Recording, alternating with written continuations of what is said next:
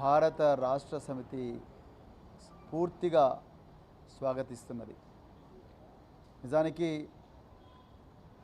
రేవంత్ రెడ్డి అధికారంలోకి వచ్చినప్పటి నుండి పేదల మీద చేస్తున్న దౌర్జన్యాలు అన్నీ ఇన్ని కావు. రేవంత్ రెడ్డి గారు అధికారం తీసుకున్న మొదటి నెలలోనే హైడ్రా అనే సంస్థను జీవో నెంబర్ 99 అనే ఒక క్రూరమైన జీవోను తీసుకొచ్చి హైడ్రా అనే సంస్థను మరి క్రియేట్ చేసిండు.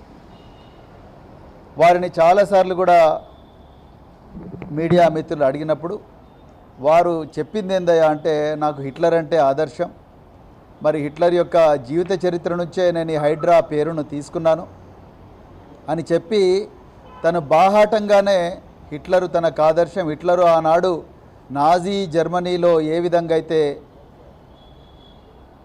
లక్షలాది మందిని ఊచకోత కోసిండో, రక్తపాతానికి తెరలేపిండో, ప్రపంచాన్నే మరి అతలాకుతలం చేసిండో, ఆ విధంగా తెలంగాణ రాష్ట్రాన్ని అతలాకుతలం చేయడానికే నేను ఈ జీవో నెంబర్ 99 హైడ్రాని తీసుకొచ్చినని రేవంత్ రెడ్డి గారు చాలాసార్లు కూడా మరి చెప్పిండు.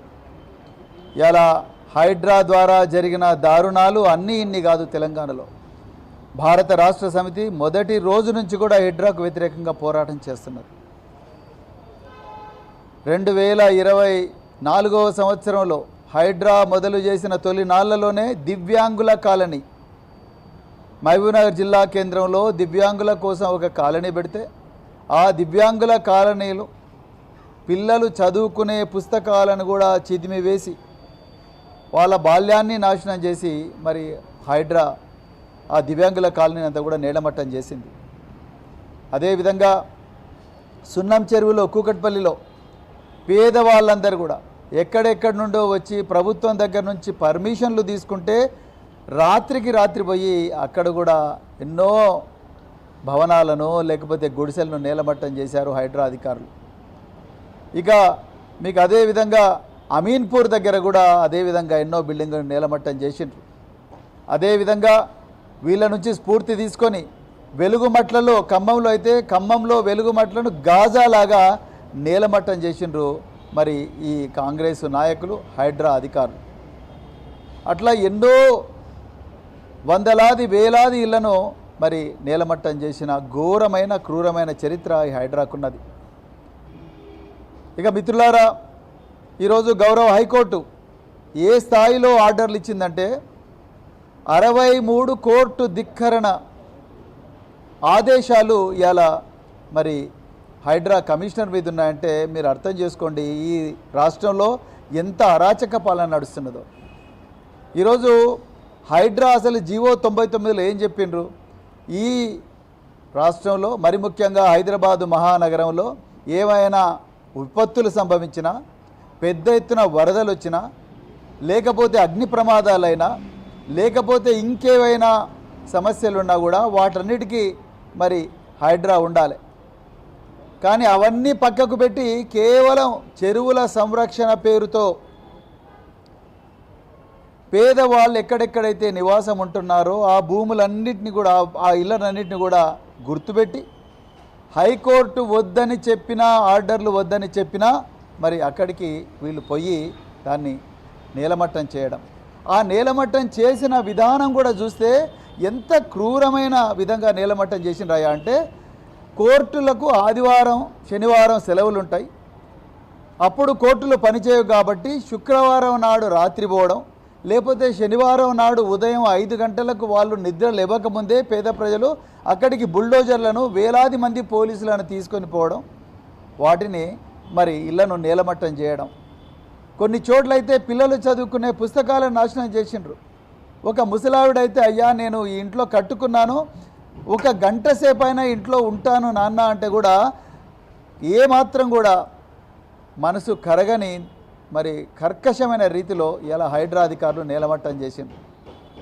మరి వీళ్ళు సున్నం చెరువును కాపాడుతామన్నారు, బతుకవ కుంటను కాపాడుతామన్నారు, అట్లా అమీన్పూర్ చెరువును కాపాడుతామని చెరువుల పేరు మీద రియల్ ఎస్టేట్ దందాకు మరి తోడ్పాటిచ్చే విధంగా, రేవంత్ రెడ్డి యొక్క రియల్ ఎస్టేట్ ధనదాహానికి తోడ్పాటిచ్చే విధంగా మరి హైడ్రా అధికారులు మరి చేసిండ్రు.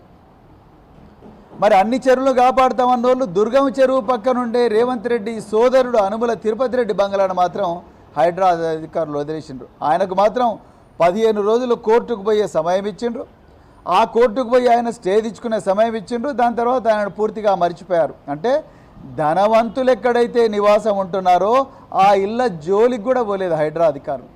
ఎక్కడెక్కడైతే పేద ప్రజలు ఉన్నారో, దిగువ మధ్యతరగతి ప్రజలు ఉన్నారో, వలస కూలీలు ఉన్నారో వాళ్ళని మాత్రం నిర్దాక్షిణ్యంగా మరి బయటపడేసింది. ఇంతకన్నా ఘోరం ఉంటుందా?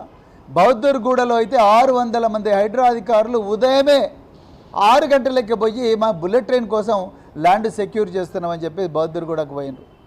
అదేవిధంగా మల్కాజ్గిరిలో లోతుకుంట దగ్గర కూడా, మేడ్చల్ మల్కాజ్గిరి నియోజకవర్గం లోతుకుంట దగ్గర కూడా పోతే చివరికి గౌరవ హైకోర్టే ఈ తెలంగాణ పోలీసులతో చేతగాదు, మేము ఆర్మీ అధికారులకు ఆర్డర్ ఇస్తున్నాం, ఆర్మీ అధికారులే ఈ భూములను కాపాడాలి, హైడ్రా కమిషనర్ను అరెస్ట్ చేయాలి అని చెప్పేసి ఆర్డర్ ఇచ్చిండ్రంటే మీరు ఒక్కసారి ఆలోచించండి తెలంగాణ ప్రజలారా. మరి ఇదంతా కూడా ఎవరు చేయిస్తున్నారు? ఇవాళ రంగనాథ్ గారు, రేపు ఇంకొక అధికారి వస్తాడు, కానీ ఇక్కడ చేయిస్తున్నది ఎవరు? ఈ హైడ్రా ఎవరి డిపార్ట్మెంట్ కింద ఉంటుంది? రేవంత్ రెడ్డి గారి మున్సిపల్ అడ్మినిస్ట్రేషన్ అంటే పట్టణాభివృద్ధి, మరి నగర పాలక సంస్థలు అయితే మున్సిపల్ మరియు పట్టణాభివృద్ధి శాఖ ఏదైతే ఉందో ఆ శాఖలో కీలకమైన భాగంగా ఈ హైడ్రా ఉన్నది. ఇలా రేవంత్ రెడ్డిగా ఈ హైకోర్టు ఇచ్చిన తీర్పు అనేది రేవంత్ రెడ్డికి ఒక పెద్ద చెంప దెబ్బ. రేవంత్ రెడ్డి గారు, మీకు ఏ మాత్రం కూడా తెలంగాణను పరిపాలన చేసే నైతిక హక్కు లేదని ఈరోజు గౌరవ హైకోర్టు ఇచ్చిన తీర్పు ద్వారా తెలిసిపోయింది.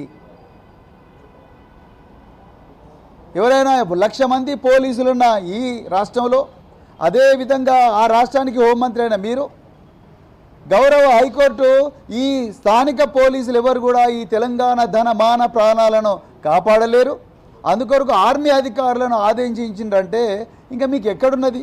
అసలు మీకు నైతిక హక్కు ఎక్కడున్నది? Where is your moral right to secure the lands of properties of people of Telangana? Revanth Reddy గారు ఒక్కసారి ఆలోచించండి. అందుకొరకే మేము మళ్ళీ చెప్తున్నాం, ఈ రాష్ట్ర ప్రభుత్వం కూల్చివేతల ప్రభుత్వం, విధ్వంసకర ప్రభుత్వం. లగచర్లలో నాశనం చేసిండ్రు, వెలుగుమట్లలో నాశనం చేసిండ్రు, సున్నం చెరువు పేరుతో నాశనం, బౌద్ధర్గూడ పేరుతో, బుల్లెట్ ట్రైన్ పేరుతో నాశనం, అదేవిధంగా లోతుకుంటలో నాశనం. ఎక్కడ చూడు విధ్వంసం విధ్వంసం విధ్వంసం.